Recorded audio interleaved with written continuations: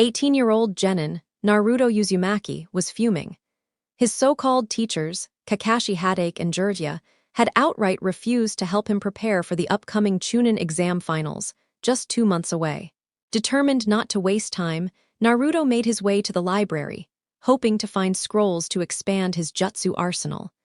But as always, the librarian glared at him with thinly veiled hatred. Her family had died during the Nine-Tails attack, and to her, Naruto would forever be the monster that caused it. Feeling rejected yet again, Naruto wandered beyond the village gates to clear his mind. His thoughts shifted to his upcoming battles, first against Neji, and potentially against Gaara from Suna, or even Temari, who he had to admit was strikingly beautiful. The possibility of facing Sasuke lingered at the back of his mind as well. Right now, Naruto knew he had little chance against either Sasuke or Gaara. Then, his sharp ears caught something faint, ragged breathing nearby. Following the sound, Naruto discovered a dark-haired man collapsed in a clearing, clad in a torn red, blue, and yellow uniform. His chest and stomach were riddled with wounds, blood staining the ground. Naruto rushed over, kneeling beside the injured man. "Hey, old man, are you all right? Who did this to you?" The man coughed blood before speaking. Superman, hit with kryptonite rounds and blades, can't heal this time. My end is near. Without me, the world is in danger."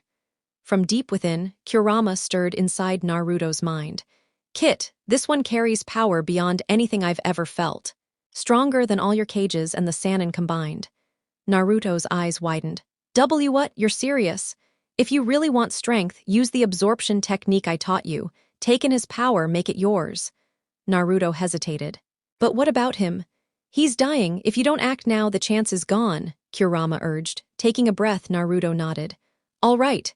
Forming hand seals, ox, fox, tiger, Naruto whispered, "Secret ninja art. Omni fusion."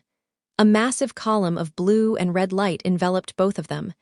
"Thank you. Protect this earth. You are her champion now," Superman said before vanishing in an explosive burst of energy. The shockwave rattled the village.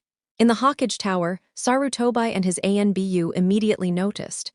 "ANBU, investigate that surge immediately." "Hi, Hawkage-sama," replied Nico before disappearing with her squad. Arriving at the smoke-filled clearing, Sarutobi and his guards tensed as movement stirred within. "Show yourself. We mean no harm," Sarutobi called. The smoke blew away, revealing Naruto, but changed. His spiky hair was trimmed clean. He wore a skin-tight blue suit with red boots, a flowing crimson cape, and on his chest, a bold red shield over yellow. "Naruto," Sarutobi muttered in shock. Naruto smirked. "Hey Jiji, how do you like my new look?" "What happened? And what was that enormous surge of chakra we felt?" Naruto crossed his arms. "I found someone who was dying. Kurama sensed his power, so I absorbed it. Now his strength and abilities are mine." Intrigued, Sarutobi adjusted his pipe. "Fascinating. Let's discuss this further at the tower." The group departed, Sarutobi and ANBU in a shunshin, while Naruto vanished in a blur of flight. Once the area was clear, Danzo emerged from the shadows, his lone eye narrowing. "So the boy has become even more interesting." Back in Sarutobi's office, Naruto relayed the entire story, leaving the Hawkage stunned. "And you intend to use these powers in the finals?" Sarutobi asked. "Yeah," Naruto confirmed. "Good, that should make things very entertaining," Sarutobi said with a faint smile. Time-skip day of the finals, Konoha buzzed with excitement, the stadium packed. Everyone was eager to witness two particular fights. The so-called Dead Last versus Neji, the Hyuga prodigy, and Sasuke versus Gaara, the boy with the impenetrable sand. The rookie 9 minus Sasuke, Naruto, Shino, and Shikamaru sat together. "I can't wait to see Naruto wipe that smug look off Neji's face." Ino cheered, earning stares from her friends. "You're actually supporting Naruto." "What about Sasuke-kun?" Sakura screeched. "Forget him. I'm done wasting time chasing a cold-hearted jerk. I'd rather take a chance on someone unpredictable," Ino said with a blush. Sakura snorted. "Ha. You'll have to get past Hinata.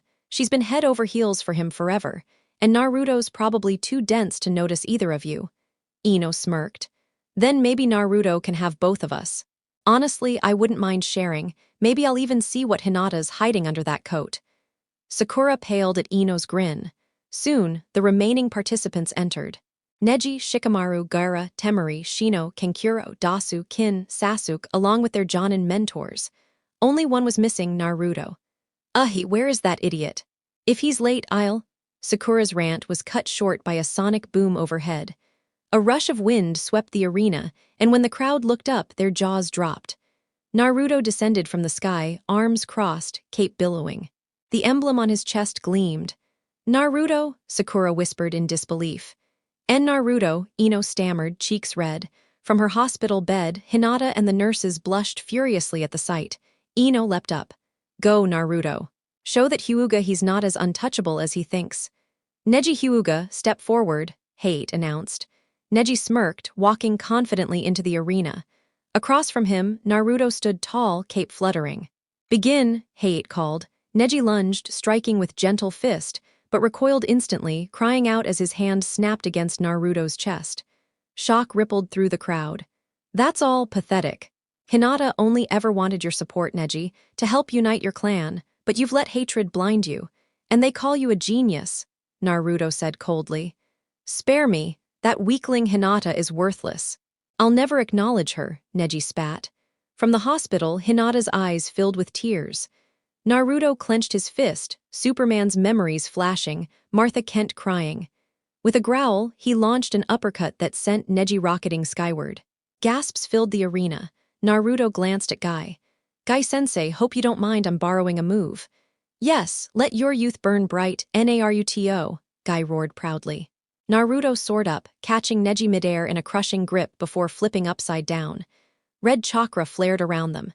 Hidden Lotus, Uzumaki style, Crimson Moon's Tear. The two plummeted, slamming into the arena with a deafening boom. Dust and smoke engulfed the stadium.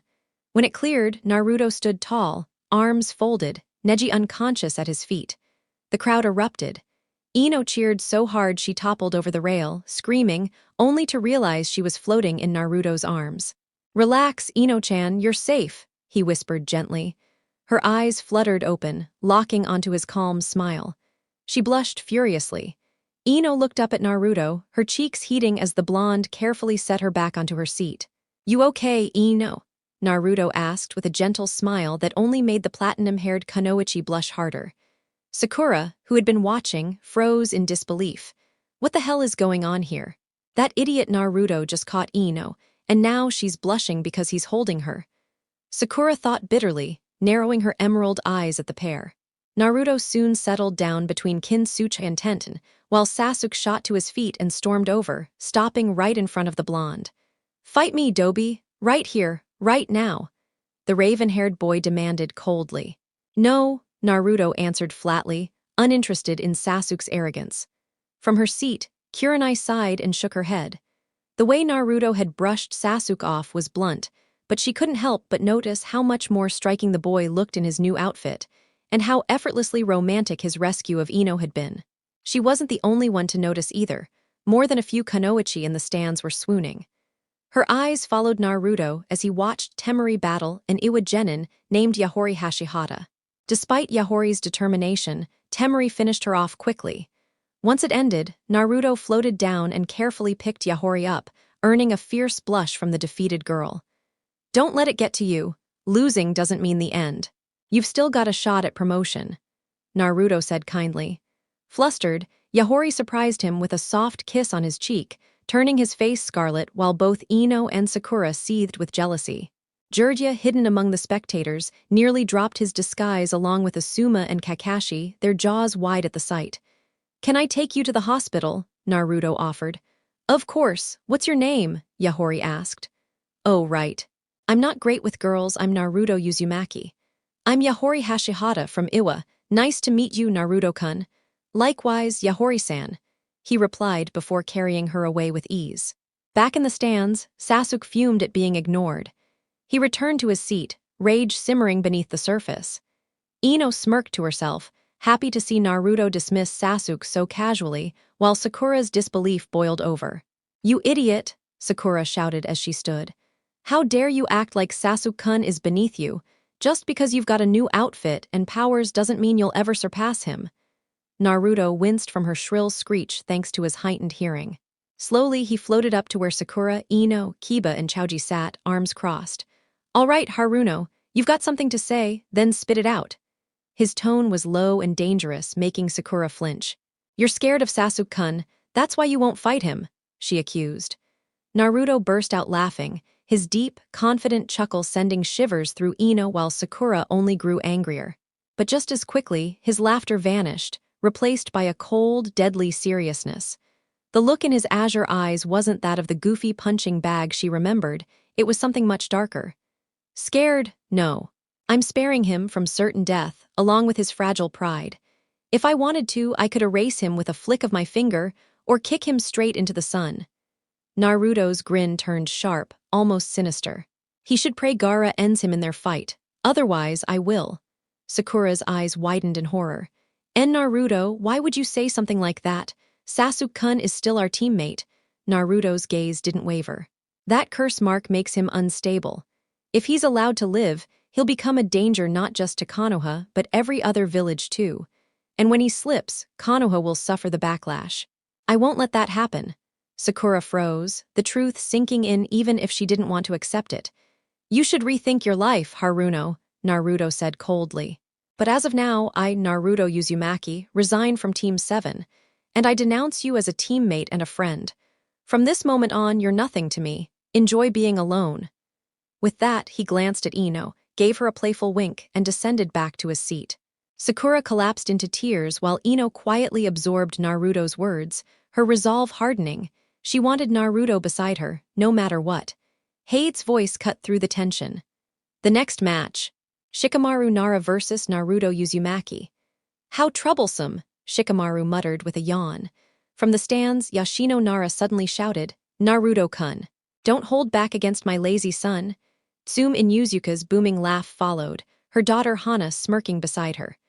Troublesome women, Shikamaru grumbled as he dragged himself down the steps, while Naruto flew smoothly to the arena floor. The two faced off, waiting for Hei's signal. Begin. Neither moved at first. You know, Naruto, you're really lucky, Shikamaru said lazily. How so? Naruto tilted his head. You've got all these powers, but you're still nothing. No clan, no status. No amount of strength will ever change that. Do you really think the council would ever promote someone like you? Gasps echoed through the arena. Kurenai, Ino, Tsume, Yoshino, Anko, and others all stared at Shikamaru in disbelief. Naruto lowered his head, shadows hiding his eyes. You're worthless, Naruto, the worst in the academy. No family, no friends, no one who'll ever. Shikamaru's words cut short as Naruto's foot slammed into his face, shattering his teeth in one brutal kick. The atmosphere instantly shifted, dark and suffocating. Malice rolled off Naruto in waves so intense it forced Gaara into a corner, trembling and weeping. Even Temari and Kankuro looked shaken. Ino's thoughts raced. So that's what Asuma-sensei hinted about during training. All eyes turned toward Asuma, many filled with anger, including Hiruzen's from the cage booth. Naruto raised his head, crimson glow burning in his eyes as he snarled. You're just like the rest of them. Like Uchiha, Haruno, everyone in this village. You see me as trash, as a monster. Right, Shikamaru stammered. W8 Naruto, I didn't mean. Naruto's hand shot forward, grabbing him by the throat and slamming him into the ground hard enough to create a crater. He unleashed a savage barrage of kicks, stomps, and punches, each blow fueled with fury. Blood sprayed, bones cracked, and still Naruto didn't stop. You hate me like the others, he roared, fists hammering Shikamaru's face until it was barely recognizable. An hour passed under the weight of the merciless beating. Finally, Naruto hoisted Shikamaru up by the throat, their eyes locking. Was following Asuma's plan worth it, Nara? Naruto hissed. Shikamaru barely managed. I'm sorry, it was just a strategy. Those were his last words. Naruto's heat vision flared, burning straight through his skull until his head burst apart. The arena fell deathly silent. Winner, Naruto Uzumaki. Hei declared, his voice heavy. Naruto calmly returned to his seat, where Tenten and Kin offered quiet comfort. Hiruzen quickly ended the day's matches, sensing the toll on everyone. But Naruto wasn't alone. Ino, Anko, Kurenai, Yugo, and Yoshino were already moving to find him. Meanwhile, Kakashi and Guy glared at Asuma. That was disgraceful, Kakashi said coldly. Asuma shot back, "Don't act high and mighty. You've been training the Uchiha to kill. How's that different?" Kakashi fell silent, unable to answer. "Exactly what I thought, hypocrite." Asuma spat. Far away, the Justice League was preparing as well. In Konoha, Orochimaru chose this moment to unleash his long-prepared attack on the very village he once called home. With a cold command, he ordered the allied forces of Sound and Sand to descend upon Konoha. Chaos erupted instantly, kunai flashing and summoning beasts tearing through the streets. "Invasion!" Kurenai's alarmed voice cut through the air. Naruto leapt into action, his presence shining like a beacon amid the storm. With swift precision, he dispatched both enemy ninja and their terrifying summons, his raw power scattering foes before him. On the battlefield, Sasuke's glare followed Naruto, his resentment gnawing at him with every second. How is he this strong? I need power. I need the strength to kill Itachi and to put this Dobi in his place. As the Uchiha brooded, Naruto spotted 3 sand Kunoichi closing in on Aim and Tyuchi. Without hesitation, he dashed forward, unleashing a freezing blast of icy breath that encased the attackers in crystallized frost. One powerful punch shattered the frozen Kunoichi into fragments, saving the ramen family. "Boss," 3 familiar voices called out. Konohamaru, Mogi, and Udon rushed to him, their faces lit with hope. "Hey guys, what's going on?" Naruto asked quickly. "There are 3 huge snake summons heading toward the hospital. And Gramps, he's trapped in some kind of barrier on the Hawkage Tower. No one can break it, except you, boss," Mogi blurted, cheeks turning red at the sight of him. "All right, get Aim Nichin and Tyuchi-san to safety," Naruto instructed firmly. Before he could finish, a sudden impact struck him with the force of a thunderclap, throwing him backward and shaking the ground with a sonic boom. "Where's Kal-El, you murderer?" a furious voice screamed. Supergirl's fists hammered into Naruto's face before she seized him and slammed him into a tree. Her voice cracked with fury. "What did you do to my cousin's body? Why are you wearing his clothes?" Batman and the rest of the Justice League emerged from a glowing portal behind her. I can explain, Kara," Naruto stammered, forcing himself to stay calm. "But first I need to protect my village. Sound and Sand are invading, please." Supergirl froze. He wasn't lying, his eyes, his tone, all carried truth. Before she could speak, another portal ripped open, and out stepped Lex Luthor, Gorilla Grodd, Cheetah, Giganta, Volcana, Copperhead, Mercy Graves, and more of the Legion of Doom. "By the gods," Deanna muttered, drawing her blade. Kara scowled. "Fine, I'll help you. But when this is over, you will explain about Kal-El." Despite having powers equal to hers, Naruto found himself far more nervous under Supergirl's glare than he'd ever been when Sakura got angry. Together, Naruto and the Justice League clashed against the invaders. The alliance of Leaf Shinobi and these new, powerful allies pushed back the Sand and Sound onslaught. High above, within the barrier, Orochimaru seethed. All his careful schemes were unraveling, his perfect invasion crumbling under the combined might of Konoha's Jinchuriki and these bizarre warriors from another world. Still, he would at least savor the death of Hiruzen Sarutobi. That was when 2 blurs cut through the barrier, wind howling as Naruto and Supergirl appeared beside the 3rd Hawkage. "Old man, are you all right?" Naruto asked, concern filling his voice. "Yes, thanks to you, Naruto-kun, and your friend," Sarutobi replied, though his gaze lingered a little too long on Supergirl, earning him a sharp glare from Naruto. "Don't even think about it, Gramps," Naruto muttered. "She could toss you into the sun." Below, Orochimaru's forces faltered. Kabuto appeared before his master. "Orochimaru-sama, we must retreat. The Leaf and their strange allies are overwhelming us." But before Orochimaru could respond, Teyuya's eyes lingered on Naruto. Something stirred in her, an instinct to walk away from her cruel master. Slowly, she removed her sound headband and let it fall to the ground. Furious, Orochimaru drew the Kusanagi blade, intending to strike her down. But Naruto stepped in front of her. The sword clashed against his chest and shattered. The sight stunned both Orochimaru and the Hawkage. In the end, Konoha prevailed. Sound and Sand retreated, their forces broken. Orochimaru, gravely injured, was captured by Anko, Nico, Vixen, and Sheira, dragged before the Shinobi Council for judgment. The sentence was swift execution. As for Teyuya, though guilty of collusion, Her refusal to harm Konoha citizens and her defection in front of the Hokage spared her. She was given a lighter punishment, 4 months of solitary confinement, with credit for 2 already served. Outside, the village celebrated. Many shinobi praised Naruto for his courage, but among the civilians, gratitude was given almost entirely to the Justice League. Batman noticed the way some villagers looked at Naruto, with disdain, suspicion, even hate. Wonder Woman's eyes hardened. He saves them, and yet they treat him with contempt. It is disgraceful. The others, Black Canary, Sheira, Carrie Ren, nodded in agreement. Later that evening, Naruto slipped away from the celebration. There was someone he needed to see. His steps carried him toward the quiet market district, stopping at the Yamanaka flower shop. He knocked gently on the door. Kimiko Yamanaka opened it, prepared to scold whoever disturbed her evening, only to find Naruto standing there. Her expression softened. "Hello, Naruto-kun." "Evening, Kimiko-san," Naruto replied politely. "I came to see Ino. Is she all right?" Kimiko gave him a knowing smile. "Of course. She's upstairs, 4th door on the left." Naruto thanked her and climbed the stairs. At Ino's door, he knocked softly. "Come in," Ino's voice called. Naruto stepped inside.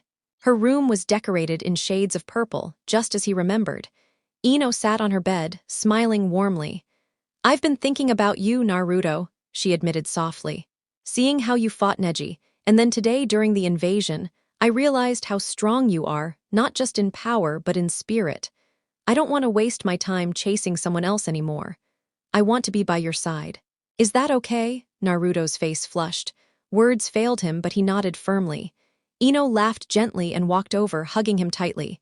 "Good, then from now on you're mine." Naruto smiled faintly, returning her embrace.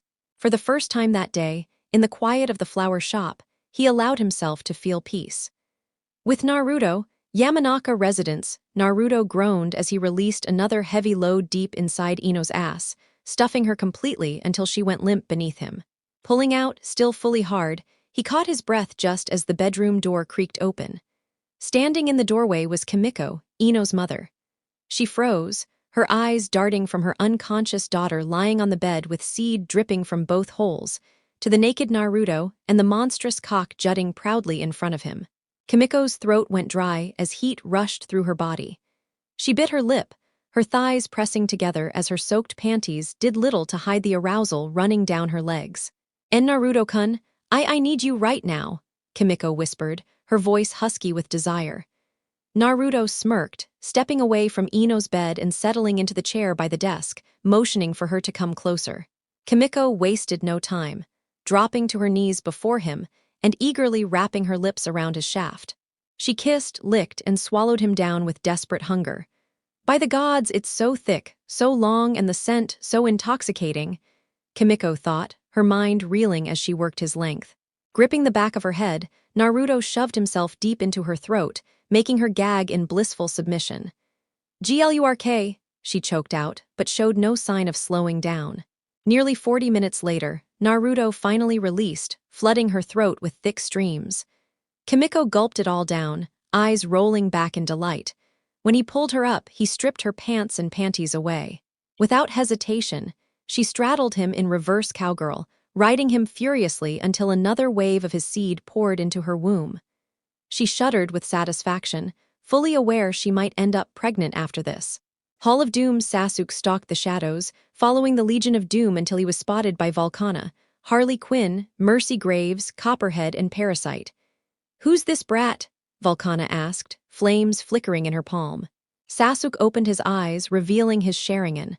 Parasite sneered, lunging forward to seize Sasuke by the throat, draining his energy with ease. "Who is this little punk?" Volcana asked again. "Not sure, but he's from that ninja place." "Look at the headband," Mercy pointed out. Konoha Naruto stirred awake, lying between both Ino and Kimiko, all three tangled and naked in bed. He smiled, kissing Ino's cheek, then Kimiko's, before vanishing in a flash of speed. Back at his apartment, he showered and got dressed, preparing to grab ramen from Ikaraku. Just as he stepped out, Nico from the ANBU appeared. "Uzumaki Naruto, the Hokage requires your presence," she said flatly. "Understood, Nico-san." Naruto vanished instantly, reappearing at the Hawkage Tower and entering Hiruzen's office after knocking. Inside, he found the Hawkage alongside the Justice League. He locked eyes with Diana, Shaira, Kara, Carrie, and Dinah, also noting the redheads present. "You wanted to see me, Gigi?" Naruto asked. "Yes, my boy, I have both good news and bad," Hiruzen said gravely. "Give me the bad first," the old man sighed. "I lied to you, I always knew who your parents were." Naruto froze. The man he trusted most had hidden the truth all his life. Hurt, anger, betrayal, all swirled in his eyes. Without another word, Naruto turned away. Before leaving, he glared at the Hawkage, his voice filled with venom. "I hate you, Hiruzen Sarutobi. I'll never forgive you." He was gone in an instant, leaving Kushina, the Uzumaki women, and the Justice League to chase after him, while Hiruzen slumped in his chair. Moments later, Sakura barged in with a group of girls. "Hawkage-sama, Sasuke-kun is missing," she shrieked. Hall of Doom, Sinestro stood with Copperhead, keeping Sasuke inside a glowing yellow construct to protect him from Volcana, Cheetah, Harley, and Giganta, who were eager to kill him. "So, who are you dumping this brat on?" Copperhead asked. "Sade, she's an orange lantern. They thrive on greed. With his obsession with power, he'll fit right in," Sinestro explained. Konoha Naruto's rage boiled over at the betrayal. Hiruzen's lie cut deeper than any wound. Batman, Meki, Kushina, Akodo, Carrie, Shaira, Vixen, Flash, and Diana followed him to the Hawkage monument, where he sat, face buried in his hands, trembling with fury and tears. Kushina stepped forward softly. "Sochi, he lied to me my whole life," Naruto roared, shaking the village with his voice. "I begged for answers, for family, and all I got were lies. Now I find out I come from one of the greatest clans in Konoha." Kushina pulled him into her chest, holding him tenderly. "Naruto-kun, I'm here now. You're not alone anymore." "I am here too, Naruto. I am Akodo Uzumaki, your kin," Akodo said with a bow. "I'm Meki Uzumaki, also of the clan." Naruto smiled faintly, though his tears didn't stop. "The village mocked me for not having a family, for being a burden. They told me to be proud the fourth Hawkage used me to seal the Kyuubi, like I should feel honored." Hall of Doom, Harley Quinn's room. Harley Quinn lounged with Livewire, Cheetah, Volcana, and Killer Frost. "So girls, what do you think of the new blonde Superman? Hot, right?" Harley teased, licking her lips. "You're insatiable," Cheetah purred. "That's the idea, kitty. I've always had a thing for sups. Just when I was ready to make my move, Baldy had to ruin it. But now, new chance, new guy. I just need help luring him in." Harley grinned at Giganta and Livewire. "If I help, I want my share," Livewire smirked. "Don't worry, ladies," Harley said with a wicked grin. "There's enough of Blondie to keep us all screaming." Konoha Naruto returned to Ikaraku after his shower, only to find the League and several women waiting with Kushina. "Hi Kasan, who are all these women?" Naruto asked. "Sochi, this may shock you, but Kami brought us back. We're here to rebuild the Uzumaki clan." Akara Larfleeze summoned Sade into his chamber. She knelt before him, awaiting orders. "Sinestro has found someone fitting for our ring. He's on Earth, Dimension 30-1479. Deliver the ring and battery. Bring him to me so I can test him." "Yes, Master Larfleeze," Sade said before rising. Ikaraku Ramen Stand, Konoha Tyuchi and Iame were relieved that Naruto had saved them along with the village. Unlike most villagers who still despised the blonde boy, the Ikarakus always welcomed him warmly. When Batman and the others asked, they told them the truth, that Naruto was hated by the village, but said it wasn't their story to tell. Only Naruto had the right to explain it. Meanwhile, Naruto was speaking quietly with Supergirl about Superman. "I didn't kill your cousin, Kara," Naruto said firmly. "Lex Luthor did.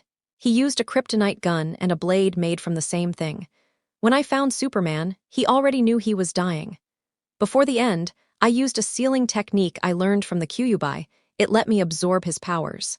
He entrusted me to carry his will, to become Earth's new protector." Supergirl's lips curved into a small smile.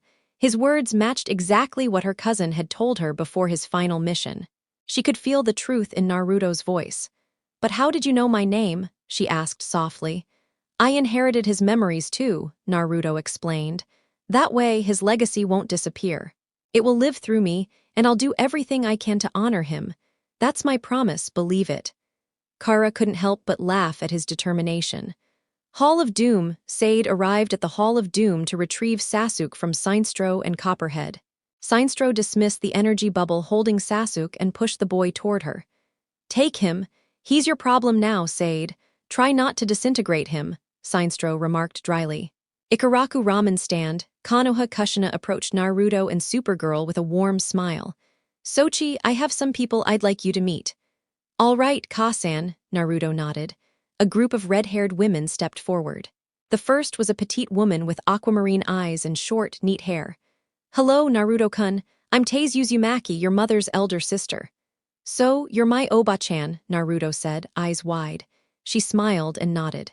Naruto quickly hugged her, whispering, I'm really glad you're here. As am I, Naruto-kun, Taze replied warmly.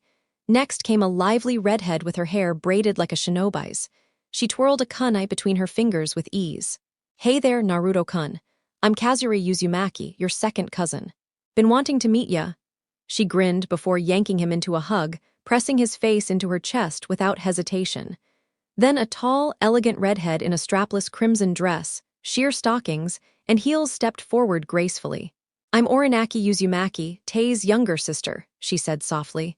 Another aunt? Awesome, Naruto smiled, making Orinaki lean down to kiss his cheek affectionately.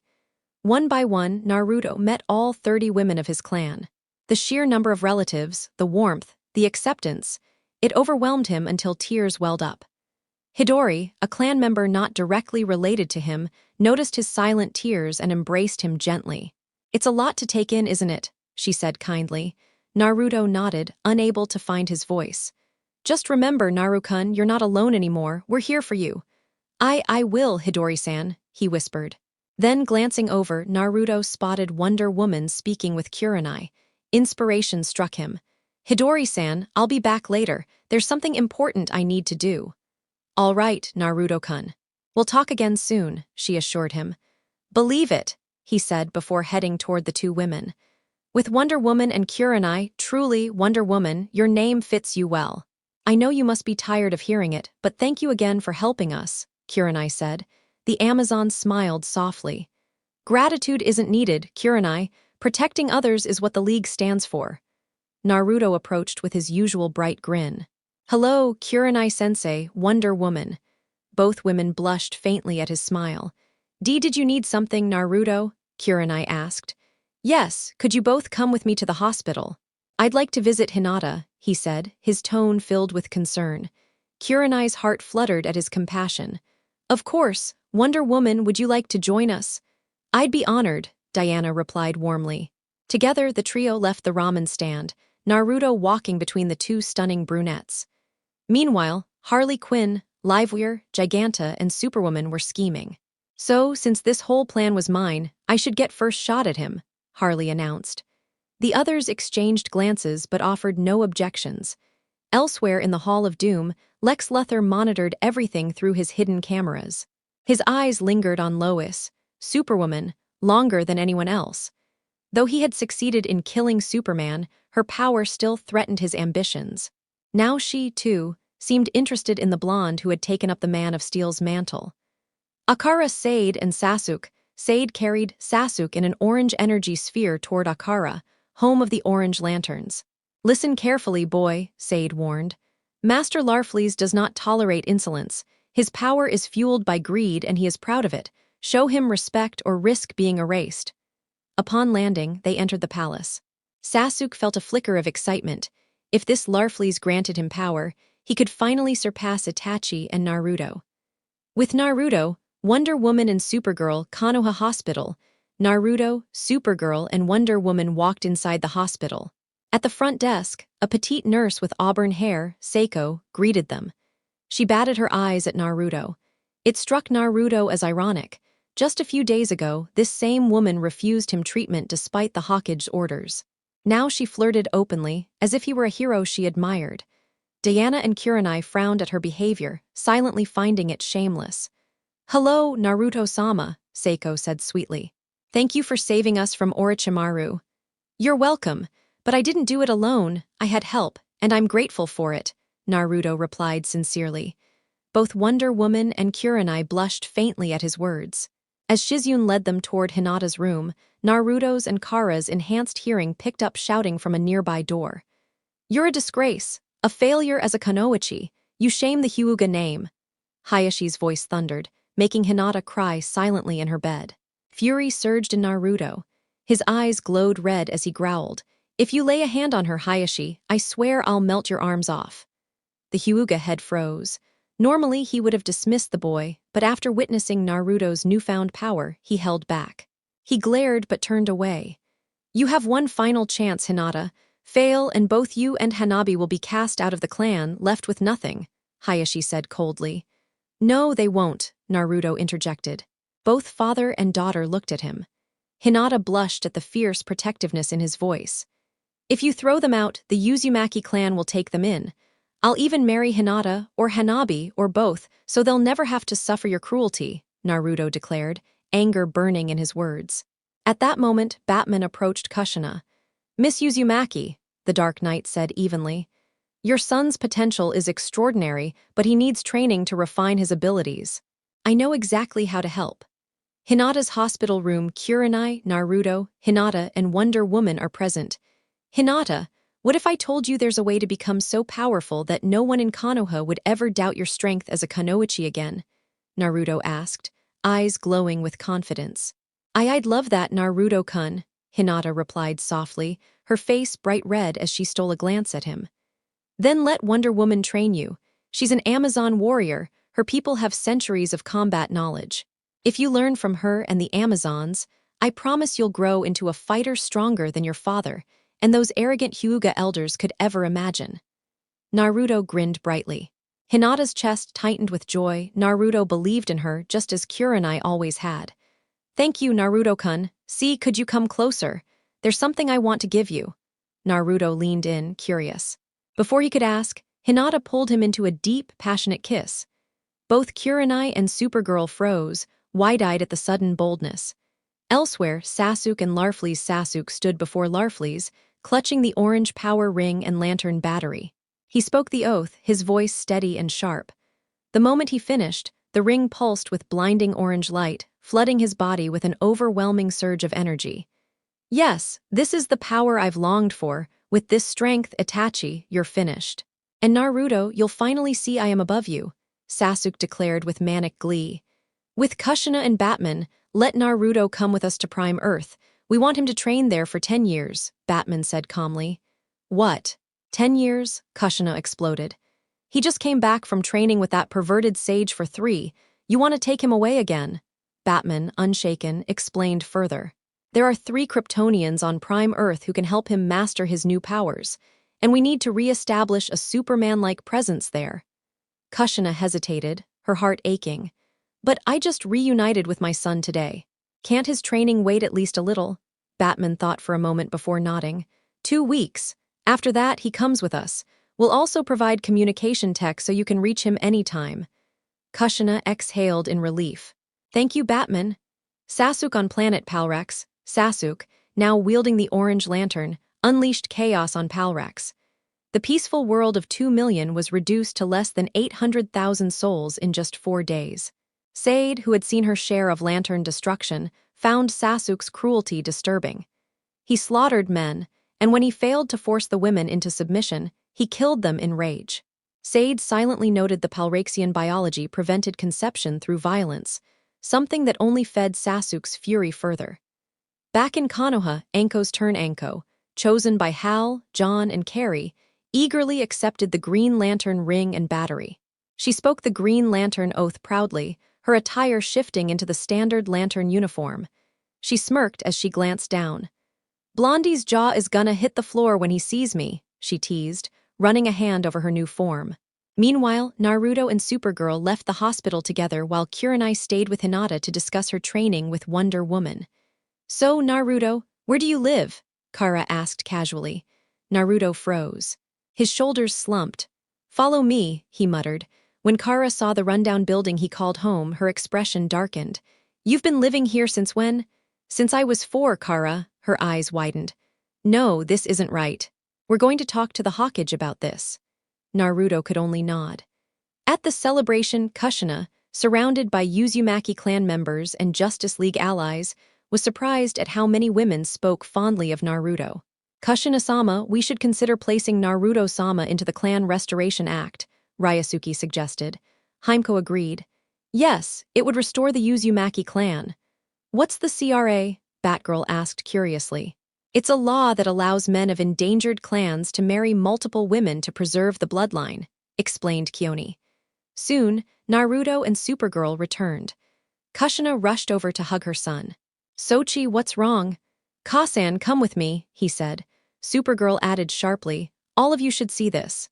When they arrived at Naruto's broken-down apartment, the Uzumaki clan and Justice League were horrified. This is where you've been living? Kushina asked, her voice trembling. Yes, Kasan. Furious, Kushina spun toward Sarutobi. Explain, now, the old Hokage stammered. After your death, I told the villagers Naruto held the Kyuubi, hoping they'd see him as a hero. Don't feed me that nonsense, Kushina cut him off. Anko spoke up bitterly. They treat him worse than trash.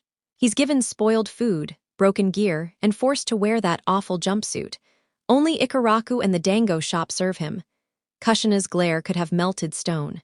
Sochi, you're moving into the Uzumaki compound. No arguments. No one dared object. Moments later, talk shifted. Naruto shyly admitted he cared about Ino and her mother, Kimiko, and mentioned Hinata-kin and even an Iwakanoichi named Yahori.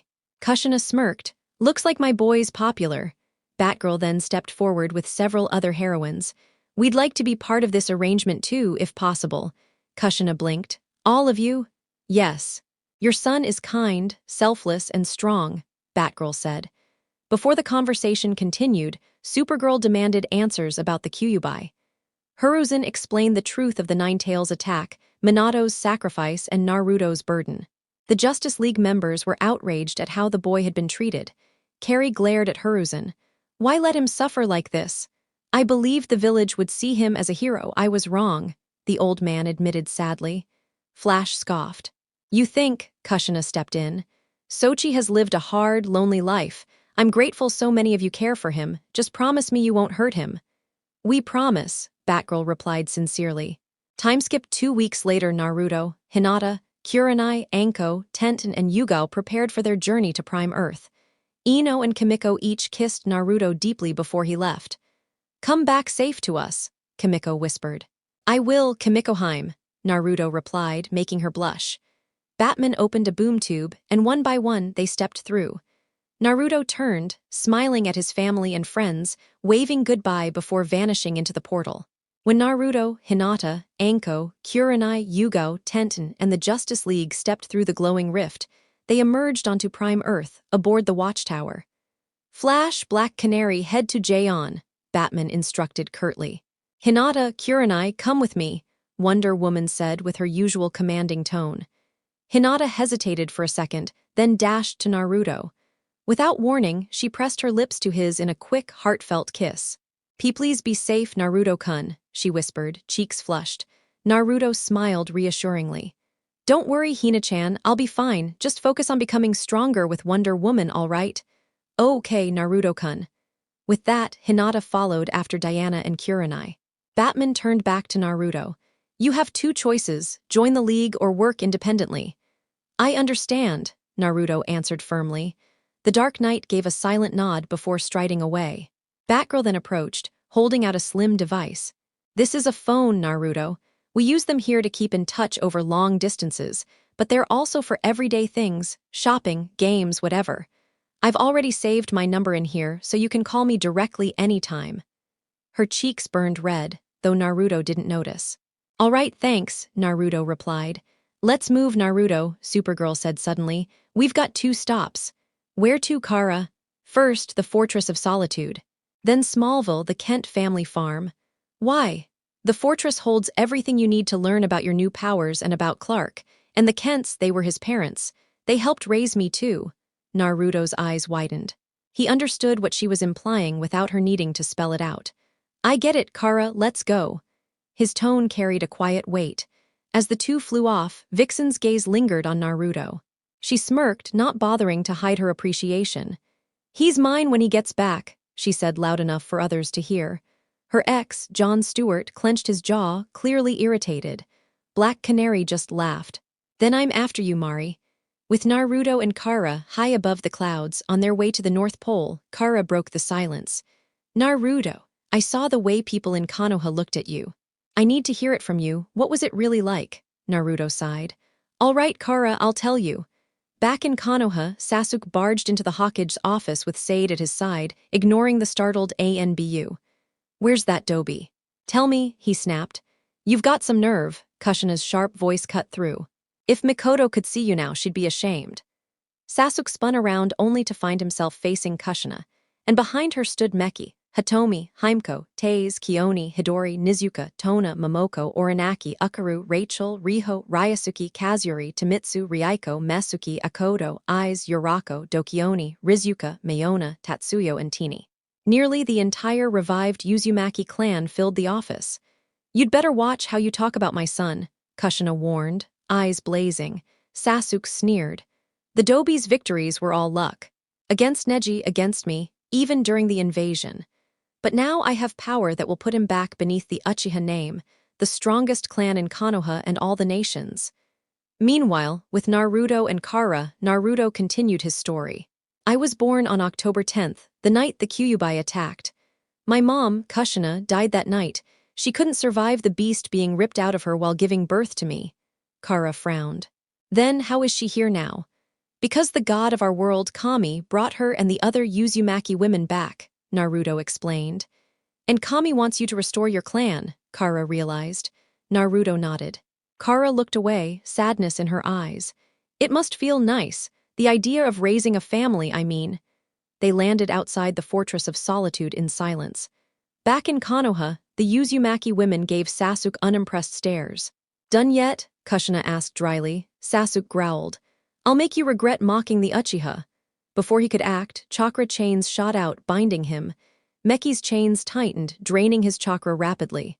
This is the power of the Uzumaki, Taze said coldly. With our reserves, we can strip an enemy dry. Sasuke tried activating his Sharingan, but his cursed seal and power ring clashed violently with his chakra. He weakened, collapsing to his knees at Kushina's feet. In frustration, he spat in her face. Akodo's fist snapped across his jaw, knocking him unconscious. Back with Naruto and Kara, our first big mission was supposed to be a simple escort. It turned into a fight for survival. After we returned, Kakashi, lazy as ever, threw us into the Chunin exams. It was a disaster from start to finish. Orochimaru attacked, I got swallowed whole by a snake summon, and Sasuke got branded with that cursed seal. Now all he cares about is chasing power to kill his brother. Kara's expression softened. That's awful, Naruto shrugged bitterly. Elsewhere, the Masira Wonder Woman, Hinata, and Kurenai landed on Diana's home island, greeted by Hippolyta and a group of Amazons.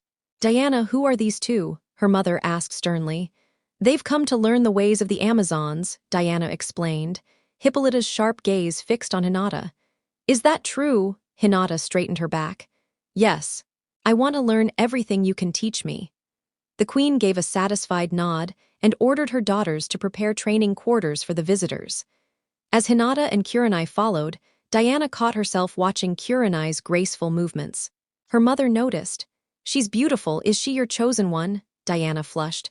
I've thought about it, but I also have feelings for another, a man from their village, Naruto Uzumaki. And the Kryptonian. Or the man in the bat suit? Batman's married to his mission. Superman is gone.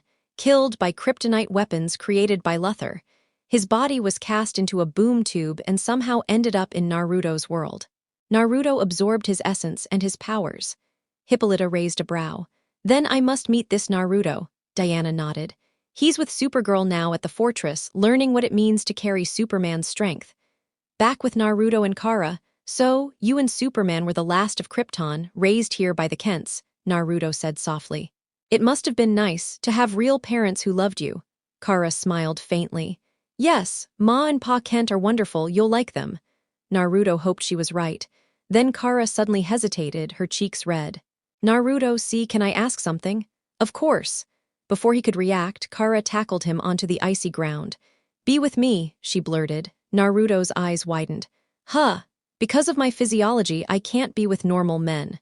But you carry Kal-El's power now. That makes you my equal. My only chance for a true mate, and I also want to be part of the CRA your mother mentioned." Naruto stared at her, then smiled gently. "Kara, I was going to ask you the same thing. You're beautiful, I'd be honored." Her lips claimed his in a fiery kiss, tongues tangling as passion overtook them. Naruto's hands roamed her body, drawing soft gasps from the Maiden of Might. "Let's find somewhere warmer, okay, Kara?" Naruto asked softly. "All right, Naruto," Supergirl replied. The unlikely pair left the Fortress of Solitude and streaked back toward civilization, cutting across the sky until Gotham's lights lay beneath them. Meanwhile, in Gotham, Harley Quinn, Giganta, Livewire, Lex Luthor, Bane, and Volcana stood outside a large bank, readying themselves for a score, except their minds kept drifting to thoughts of Naruto Uzumaki. None of the women wanted to be there, not really. XXXXXXXXX Naruto and Supergirl settled into a modest downtown hotel. After ducking into a bathroom to change, Naruto used a subtle genjutsu to alter his looks and clothing. Kara watched him with a surprised smile. When they checked in, Naruto gave the name Usura Namikaze, while Supergirl signed in as Kara Kent. They rode the elevator in close quarters. Once alone, the space between them dissolved, lips met, and a fierce, intimate kiss quickly turned heated. Luckily no one else boarded, and they let the moment carry them. On the 9th floor, they slipped into room 9R. The door barely latched before Naruto pressed Supergirl against the wall and kissed her fiercely. Kara responded without hesitation, wrapping her legs around him as they lost themselves to each other. "Oh, Naruto, you're incredible," Kara breathed between kisses, voice thick with need. "Don't stop." Their embrace deepened, the room filled with the sound of their shared urgency. When they finally came down from the high of it, Kara clung to Naruto, smiling and gasping for breath. "That was amazing, Naruto. Thank you for making this perfect," she murmured. Back in Konoha, Ino and Kimiko left the hospital grinning ear to ear. Both had just learned they were pregnant, and both discovered Naruto would be the father. They couldn't wait to run to the Uzumaki district and tell Kushina and the others. As mother and daughter made their way home, a certain pink-haired girl trailed them at a discreet distance. At the same time, Tsunade Senju, grandniece of the second Hokage, walked into Konoha with her boisterous, lecherous former student Jirya, faithful Shizune, and pet pig Tun-Tun. Tsunade had come home with a heavy heart. She wanted to see her godson Naruto and to make amends for not being there when he needed support. The guilt of what Kushina might say, were she alive, sat like a stone in her chest, and had kept Tsunade away for longer than she'd intended. Passing through the clan district, the group noticed unmistakable activity in the Uzumaki neighborhood. Tsunade glanced at Jirya. He only shrugged with an embarrassed grin. They hurried toward Hiruzen's tower. XXXXXXXXX. With Naruto and Supergirl, Naruto and Kara lay spooned in bed. Naruto's arms wrapped around her waist. He breathed in the familiar scent of her hair and felt content. She smiled against him, thinking the same thing. "I want to be part of Naruto's life," Kara thought, pressing closer. "I'll do everything I can to make him happy." "In Konoha, what do you mean the Gaki isn't here?" Tsunade demanded, voice cutting through the room and startling Hiruzen and Jirya. "He's training far from the village," Hiruzen answered, voice thin. Kara and Naruto were enjoying a rare, quiet sleep when Batman's gruff tone snapped them awake. "What is it, Batman?" Kara asked, annoyance shading her voice. "Supergirl, Bane, Giganta, Luthor, Volcana, Livewire, Parasite, Killer Frost, and Harley Quinn are at a warehouse on South Morrison Road. They're taking something. I don't know what yet." Supergirl glanced down at Naruto, reluctant to wake him, but she knew they couldn't wait. At the warehouse, Bane hauled the massive doors aside. Bane, Parasite, and Lex moved inside. The women lingered outside, uneasy. Lex spun around when the rest didn't follow. "Come on, help us," he barked. "We're not joining you," Volcana snapped, arms folded. Before Lex could argue, a thunderous sonic boom split the night as Naruto and Supergirl descended. "What's going on here, Volcana?" Supergirl asked calmly. "We were going to stop them," Volcana said, pointing toward Lex, Parasite, and Bane. "They're trying to steal something." Harley, Livewire, and Giganta sauntered forward. Harley looped an arm around Naruto's right shoulder. Livewire mirrored her on his left, and Giganta slipped behind to hold him by the waist. "Us! We're here for you, stud," Harley purred into Naruto's ear. Bane stepped out of the warehouse carrying a hulking piece of machinery. Supergirl's eyes widened when she saw what it was. Bane set the machine down and pointed a thick finger at Naruto. "Fight me, weakling. I want to test your strength against mine," he roared. XXXXXXXXXXXXXXX, in Konoha, you're both pregnant with Sochi's children. That's wonderful, Kushina cried. "We should draw up a divorce contract for you, Kimiko," Ryusuke said with a dry smile. "Only then can your marriage to Naruto-kun be acknowledged. We'll announce you and Ino joining our clan once the paperwork is done," Hitomi added, beaming at the idea of new Uzumaki family members. Elsewhere, Danzo met in secret with Koharu, Mebuki, and Himura. They were plotting something grim, to take members of the Uzumaki family and use them as breeding stock to create an Uchiha Uzumaki hybrid for Sasuke. A plan meant to graft Uzumaki longevity and chakra resilience to the Sharingan. The catch was getting past Kushina, Naruto, and the Uzumaki Council. The civilian council's old power had waned with the Uzumaki's reappearance, and with Tsunade and Jiraiya back in Konoha. Danzo still had ambitions and fewer scruples. "We must be discreet," Koharu murmured. "We cannot trigger civil war." Danzo's eyes glittered. 30 women, all of them. My route could take them, and no one would know until it's too late. Mebuki recoiled. "You would kill the Hokage and Naruto? That's treason." "My ambition is to be Hokage," Danzo said coldly.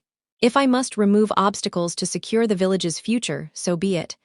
Koharu and the other members bristled at the suggestion. "We won't be a part of this," they said. "Prime Earth, a dilithium quantum bracer," someone whispered. "Only 3 exist." Naruto looked at Supergirl and saw fear flash across her face. Then, unexpectedly, Volcana and the others formed a loose ring around them. "What's that for?" Naruto asked. "Project Cadmus," Volcana replied. "The US wants a deterrent and ultimate weapon to control people like us." "A weapon?" Naruto frowned. "What kind?" "It's called the ballistic energy cannon," Volcana said.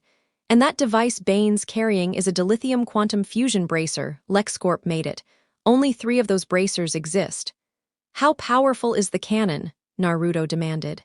"It could destroy a city," Giganta said simply. "Then we stop them from building it."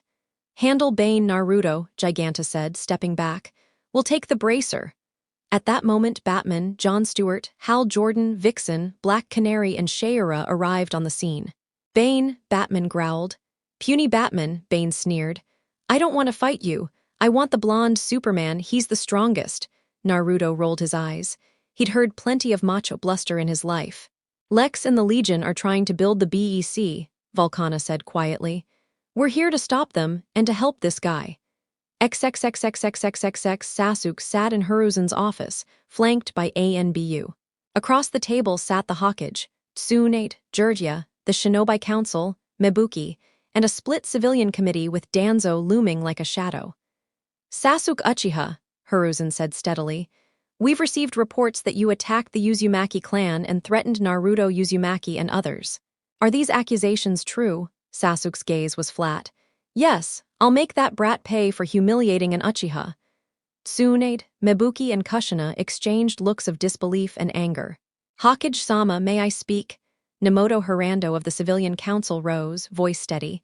"Young Sasuke is clearly being controlled by Orochimaru's curse seal. He's not himself." Tsume Inuzuka snorted. "That ungrateful kid's always been jealous of that pup. If the council hadn't coddled him, he might have had a better life." Her words dripped with regret, but they stung Kushina and the other Uzumaki women like a slap. Silence fell. Hiruzen and the other clan leaders bowed their heads, ashamed. They had failed someone they'd once called a friend. Sasuke wasn't where he belonged, with people who loved him, the people who needed him and whom he needed. "With Naruto, let's see what Naruto can do," Batman said quietly. "What?" Lois, Vixen, Harley, and Shayera all snapped at once. "Superman entrusted this boy with his strength and memories," Batman continued. "Naruto has proven bravery and loyalty to his home, but we don't yet know if he'll shoulder the responsibility of protecting what was dear to Kal-El." "You're arrogant and—" Shayera started, but Vixen cut her off. "As much as it pains me to agree, Batman has a point," Vixen said. Still, putting Naruto alongside Supergirl and the rest to stop Bane and Lex from using that dilithium quantum bracer to build the BEC is as good a start as any. Thanks, Vixen, Naruto said with a grin. Jon Stewart gave a low growl and shot a glance at the blonde. Fine, Bane is your problem, we'll handle the bracer, Lois said. I'll take Lex. I want to settle a score for Kal-El, Supergirl replied, eyes burning with determined grief. Teams split up. Naruto and Supergirl prepared for their fights. Supergirl streaked toward Lex, tackling him before he could react. He went hurtling into a nearby warehouse, crashing among loose hardware and server bits. Naruto faced Bane. As the giant swung a crushing punch, Naruto vanished and left a smoke-worn cinderblock in his place, a replacement jutsu that left every villain and ally gaping. None of them had seen movement like that before. Harley, Sheira, and Volcana stared, newly intrigued by the boy who moved like a shadow. Meanwhile, on the Masira, Diana, Hinata, and Kurenai had just finished an intense training session. Fedis, Junara, Ayatane, and Makina had been hard but excellent instructors. Makina helped Hinata find confidence. She'd even confessed her feelings to Hinata, who admitted she cared for Makina, but also harbored feelings for Naruto and the CRA. Makina, generous of heart, said she would accept being part of a larger arrangement if it meant staying with Hinata. Kurenai and Diana wandered the island in the soft evening light, hands entwined. This place is beautiful, Diana. I'm glad I'm here with you, Kurenai said.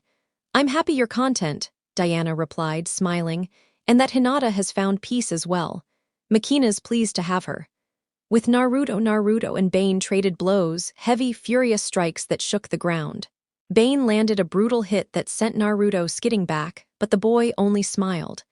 Not bad, Bane. You pack a punch, Naruto said, closing his eyes. Kyubai's voice rumbled in his head. Show him what true power looks like. Got it, Naruto answered. A malevolent red aura coalesced around Naruto, whipping the air and bending the light. Supergirl's eyes widened. Is that the Kyubai's chakra? Naruto's eyes slit. They glowed a burning red. His teeth seemed sharper, his fingers claw-like. A spectral seven-tailed fox billowed behind him, wind roaring in its wake. Lex gaped. Fear crept across his face, mirrored by Parasite and Bane. In a blink, Naruto blurred across the battlefield with impossible speed. A thunderous impact sent Bane hurtling skyward. Naruto roared and unleashed a devastating beam of crimson energy. Carrie, John, and Sade slammed their rings up to shield the group. Everyone reacted, all except Harley. Harley tumbled backward under the blast, then someone caught her. Hey there, you all right? A sultry voice asked. Harley turned and saw a tall, striking woman in the black and green of a green lantern. She blinked, surprised. Anko swaggered over, hands on her hips. Name's Anko, sweetheart, she purred into Harley's ear, making the blonde flush. Back in Konoha, Sasuke drifted through the streets searching for Naruto. A cluster of civilian women who despised Naruto flocked to him, giggling and swooning. Hello, Sasuke-kun, one cooed. Where's the Dobi? Sasuke asked. The demon brat's not in Konoha, thank Kami, but his clan is. Another sneered. Ino pushed through the group, noticeably pregnant. Watch your mouth about Naruto, she snapped, and the other women scurried away. Sasuke, you're an idiot who lets your tongue do the wrong thing, Ino barked, and when the Uchiha slipped into a pained expression, she delivered a sharp, humiliating kick that had him dropping to his knees. Nobody here has the right to trash-talk Naruto. He's brave, honorable, strong, everything you're not. Try hurting him and you'll make enemies of the Uzumaki and Inuzuka. Tread carefully. On the battlefield, Bane's body disintegrated under Naruto's beam with an explosive finality that left even Parasite trembling. Parasite dropped to his knees and surrendered. Anko whistled softly, impressed. Damn, Gaki had to toast the guy. As Naruto's chakra subsided, he slumped, badly burned and unconscious. Volcana looked at Anko, worried. Is that normal? The fox's chakra is volatile and corrosive, Anko said. Biju mode's always a last resort. Lois landed, peering over Naruto with X-ray vision. He'll be okay. If we get him back to Konoha, their medics can patch him up, Anko said with a reassuring smile. The assembled heroes exchanged anxious looks over the knocked-out boy. Elsewhere, at Konoha's edge, Pain, Konan, Hidden, Itachi, Kasame, and Sasori stood before the village gates. My intel says the Jinchuriki isn't in the village, Lord, Sasori reported to Pain. Leave hidden Itachi and Kasame here, Pain ordered. Conan, accompany me into Konoha. Understood, Conan replied, and the two stepped forward into the village. Back inside, voices rose to a fever pitch. You didn't train Naruto. You worthless, I'm going to, Tsunade screamed, hands flying as she assaulted Jiraiya. Meki and Kushina joined in on Kakashi, furious over what they saw as abandonment. 45 minutes later, two ANBU squads separated the brawling group, hauling Tsunade, Meki, and Kushina off Kakashi and Jiraiya. You all better pray nothing happens to Sochi, Tsunade snarled, or this will look like child's play. Before Kushina could reply, Jiraiya stepped between them, battered but defiant. Pain emerged with a calm, cold smile. Still agile as ever, sensei. Nagato, what are you doing here? Jiraiya demanded, staring at his former pupil. We're here for the Jinchuriki, Master Jiraiya, Conan said. Why? What do you want with Sochi? Kushina snapped, anger crackling in her voice. We need the Kyuubi inside Naruto Uzumaki, Pain answered calmly. Like the other eight-tailed beasts, its removal would secure peace across the shinobi world. But if you take the Kyuubi from Sochi, Kushina's words trailed off. He will die, it's regrettable but necessary for the greater good. Pain's tone was steady. Kushina's jaw tightened and a shadow passed over her eyes. That's all I ever hear about Sochi, she hissed, her voice trembling. From Minato, from Sarutobi, from that lecherous fool, always talk of sacrifice, always talk of giving him up. Now you come here, asking to take Naruto away from me too. Her hands balled into fists. Her whole body shook. Guess what? Kushina said, fixing Pain and Conan with a furious stare. I don't care what your plan is, you won't live long enough to carry it out. She lunged at Pain, driving a punch with everything she had. The impact sent him soaring. Kushina followed, unleashing her chakra chains straight through Nagato's chest and slamming him down. She wrapped 3 chains around him, and with brutal force ripped the redhead apart. Conan stood frozen as Jonin and ANBU swarmed the scene. Well, Kushina demanded. Conan's voice was flat. I have no quarrel with you or Konoha. Nagato's dream died with him. But there is one name you should watch, Madara Uchiha. With that she vanished. A boom tube tore open the air. Anko, Vixen, Harley Quinn, Sade, Black Canary, Sheira, and Carrie stepped through. Sade, Anko, and Carrie held Naruto in protective bubbles crafted by their rings, his body badly burned. Sochi, what happened? Kushina cried, panic replacing fury. The Gaki fought a man called Bane, Anko said. He used a 7 tails form, and well, he burned Naruto pretty badly. We brought him back as fast as we could. Tsunade pushed forward, voice cold and determined. I'll treat him myself. Her glare at Jiraiya was so withering he looked ready to wilt. Thank you, Tsunade, Kushina whispered. Suddenly Ino screamed. Kami, Naruto. She barreled across the room and cupped his head, tears spilling down her cheeks. What happened? The platinum blonde asked, voice cracking. Sheira and Harley explained, and when Ino learned she was pregnant, she was escorted home to avoid further stress. Naruto was rushed to the hospital. Everyone followed Sade, Carrie, Anko hurrying at his side. 6 hours later, Naruto groaned and opened his eyes. Where am I? He croaked. Back in Konoha, Anko said. The hospital? Naruto glanced up and saw Anko, purple-haired, alive, and radiant. Anko, you're a green lantern. Yep, the ring freed me from Orochimaru's curse mark. She smiled, glad to be herself again. Kushina cleared her throat and both of them turned. It's good to see you too, she said softly, but some troubling things happened while you were out, Sochi. Like what, Kasan? Naruto asked. Sasuke came looking for you. He had an orange ring and threatened Ino and her child, and attacked members of our clan. Kushina's voice was low but fierce. Naruto's hands clenched until his knuckles went white. He's going to pay. No council in the world will stop me from tearing him apart. There was another visitor, Kushina added. A man named Pain came to extract the fox. I killed him. Naruto swallowed. I remember the name. Jiraiya told me to stay away from him. Well, you won't have to worry about him now, Kushina said. 3 days later, Naruto left the hospital with Anko at his side, and Harley, Sade, Dinah, Volcana, Sheira, and Vixen nearby. Anger still burned in him over what Kushina had told him about Sasuke. Nayo, go fetch the Hokage and the Shinobi Council, Naruto told Harley. Bring them to training ground 7. Harley blushed but nodded, and Naruto rewarded her with a quick kiss that left her even more flustered. Volcana, Sheira, Vixen, go to the Uzumaki compound and watch over my mother and the others, he said. Sheira approached him, hips swaying, voice teasing. Of course, promise me I'm next on the list. Well, Naruto stammered before Harley and Vixen stepped forward. Hey, I was next, Harley protested. No way, I called dibs, Vixen shot back. Naruto sighed, he'd expected nothing else. All 3 of you go to the compound and wait there. We'll settle everything when I arrive, he said. They stopped bickering, nodded, and left with Volcana. That left Naruto alone with Sade. So tell me about your ring, he asked. Sade, the orange-haired lantern, grinned. She explained the ring's nature, powered by greed. If a person lacks greed, the ring cannot influence them. She demonstrated by firing the ring at Naruto, nothing happened. Nice, thanks, Sade-chan, you're amazing. Naruto swept her up and kissed her, and she melted into the moment.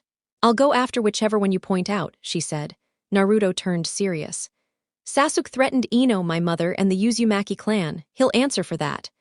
Meanwhile, in Hokage Tower's office, Hiruzen sat with Sasuke, Himura, Danzo, Mebuki, and the civilian council. Members of the Uzumaki clan, Meki, Taze, Hitomi, Akodo, Riho, Ryusuke, Himeko, Orinako, and Kioni were present as well. Lord Hokage, Danzo began, young Sasuke wishes to wed several Uzumaki women. The council believes this union would strengthen Konoha, melding our 2 great clans into an unrivaled force. We refuse, Taze shouted. No way would we allow that, Kioni spat. Not to him. Only Naruto is allowed to touch us, Meki declared, eyes burning. Orinako leaned forward. Naruto heard what you said to Ino and Kushina. He's furious.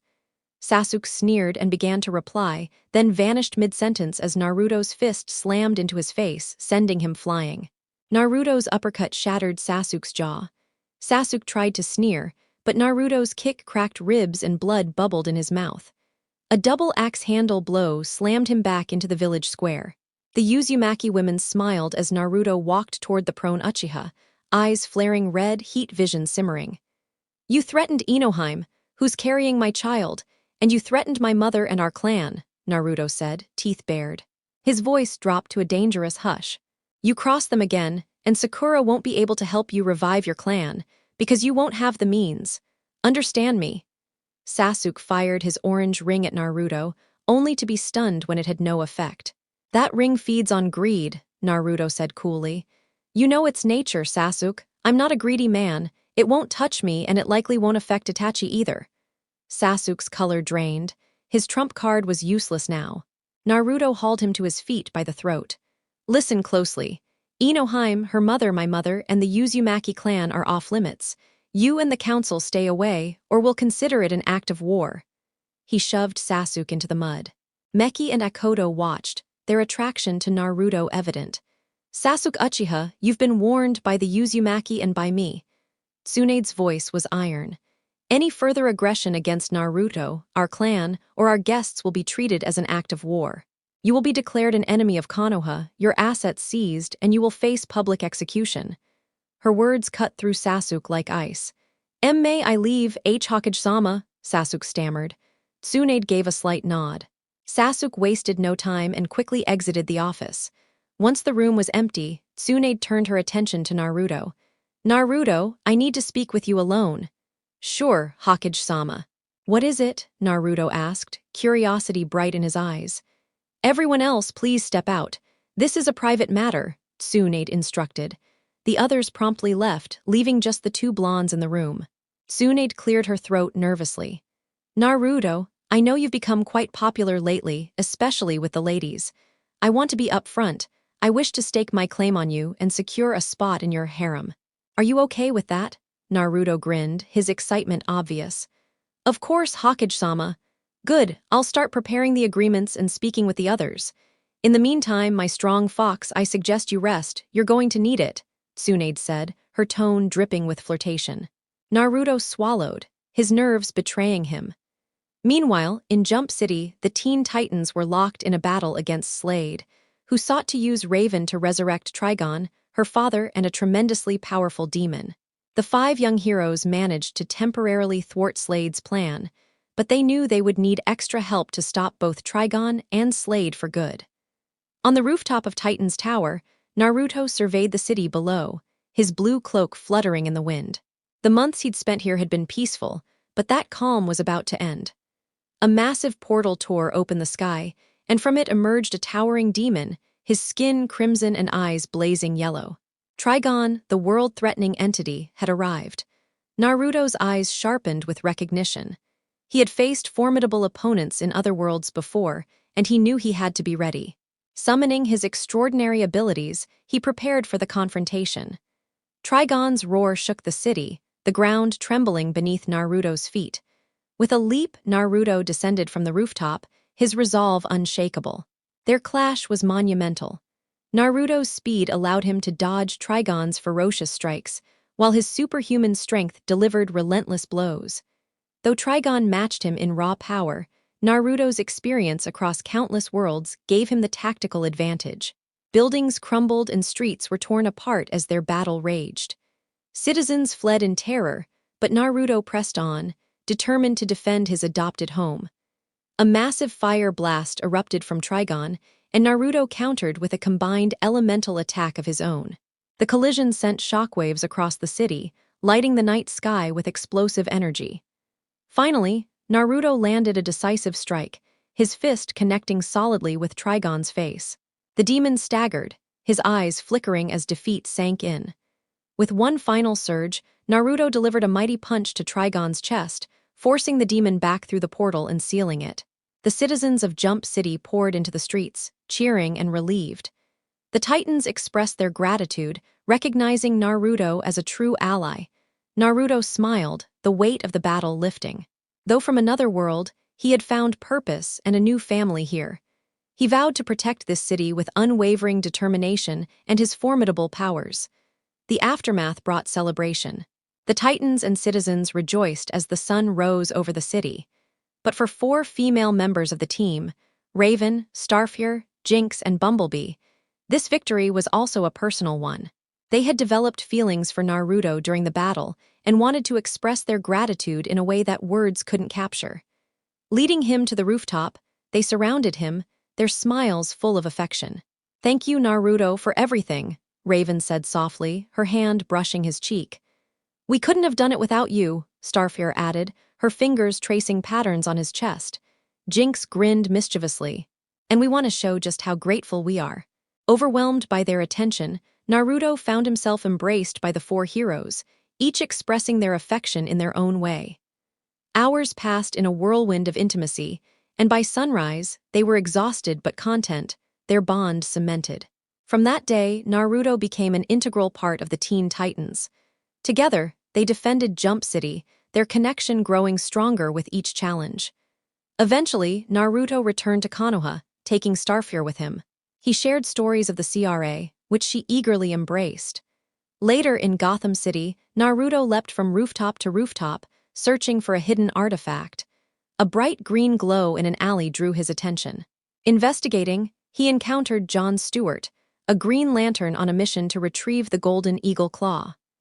Though cautious at first, Naruto trusted John's sincerity, and together they tracked the artifact to Vixen, a master thief capable of mimicking animal abilities.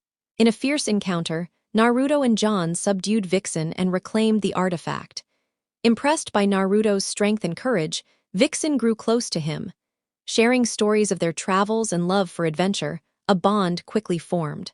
Recognizing the connection, John stepped back, allowing Naruto and Vixen to explore their relationship. Together, Naruto and Vixen became an unstoppable team, protecting each other and forming lasting friendships.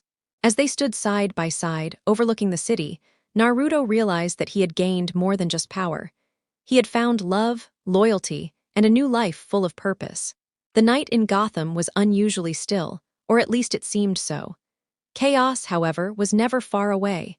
The infamous Joker and his gang had been leaving the city in turmoil, sowing fear wherever they went. Citizens lived on edge, never knowing when the madman would strike again. Naruto walked cautiously through the dimly lit streets, a feeling of tension crawling up his spine. He had faced countless battles before, But this city felt different, darker, more unpredictable. Stories of the Joker's twisted antics had reached even him, and Naruto knew he had to remain alert.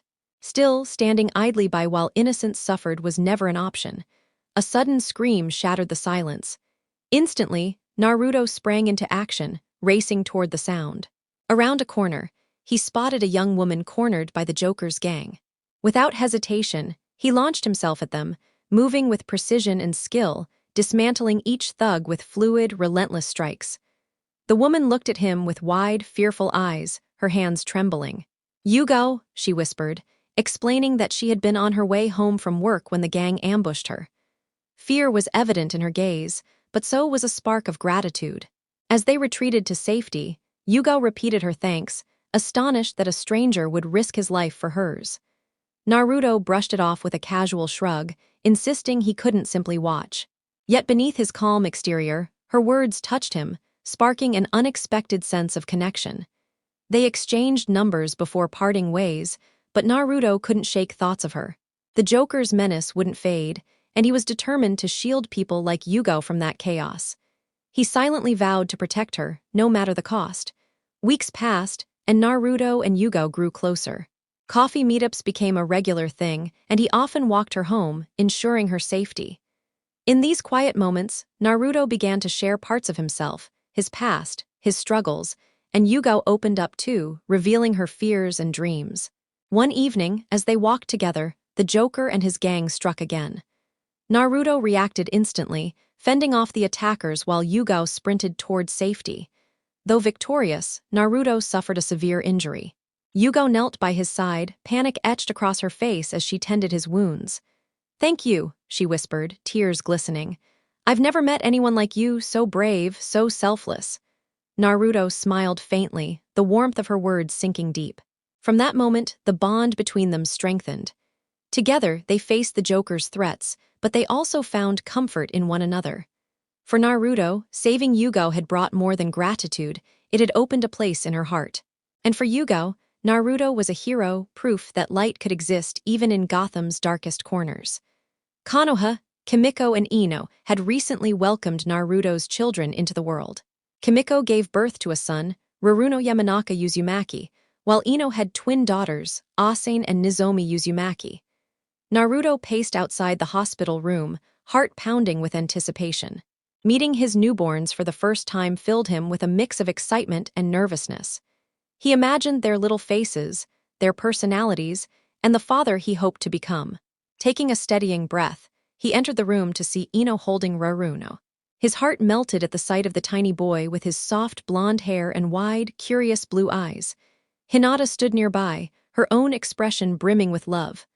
"Welcome, Daddy," she said softly. Naruto gently took Ruruno into his arms. The baby fussed briefly, but calmed when Naruto whispered to him. "You'll grow up to be an amazing ninja, just like me," he murmured, tears threatening to fall. His thoughts shifted to Kimiko, who had also recently given birth. Soon, the door opened, and she appeared with her newborn son. Smiling through exhaustion, she approached Naruto. "Congratulations, Naruto," she said warmly. Naruto's eyes locked on her son, spiky black hair and deep brown eyes, a perfect reflection of Kimiko herself. "Thanks, Kimiko, and congrats to you too," he replied, pride swelling in his chest. As they shared laughter and stories, Ino re-entered, carrying her sleeping twin daughters, Asane and Nozomi. Naruto marveled at them, struck by their innocence. "They're beautiful, Ino," he said softly. Ino gave a tired but happy smile. "They're a handful, but worth every second." Surrounded by family and friends, Naruto felt an overwhelming wave of gratitude. Holding his children close, he silently promised to be the best father he could. Watching Ruruno, Asane, and Nozomi grow up together, he realized this was a new kind of adventure, one filled with love and joy. Yet outside the room, eyes lingered on him, Harley Quinn and Giganta, both observing with a certain dangerous interest. After spending precious moments with Ino, Kimiko, and the children, Naruto stepped outside the hospital. There, he came face to face with the two women. "Hello, stud," Giganta purred, her gaze unmistakable.